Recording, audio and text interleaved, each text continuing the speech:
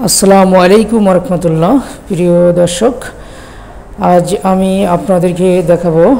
আমি আজ আসছি টুঙ্গী ইজতেমার ময়দানে, গাজীপুর, ঢাকা, বাংলাদেশ। তো আপনারা দেখতে পাচ্ছেন এখানে জোর ইজতেমা বসেছে। এখানে অনেক মুসল্লির সমাগম হয়েছে। তারা আল্লাহর ধ্যান জ্ঞানে মুগ্ধ হয়ে এখানে ইবাদত বন্দেগী করবে এবং মুসলিমের জন্য দোয়া করবে, যে কারণে তারা এসেছে এখানে। এখন আপনারা যে সাইডটি দেখতে পাচ্ছেন, এটা হচ্ছে ঢাকার দিকে চলে গেছে রোডটা। আমি এখন আপনাদের ফ্লাইওভারের উপরে দাঁড়িয়ে ভিডিওটি করছি এবং আপনাদের দেখানোর চেষ্টা করছি। এবং এই সাইডটা চলে গেছে গাজীপুর চৌরাস্তার দিকে, অর্থাৎ ময়মনসিংহের দিকে।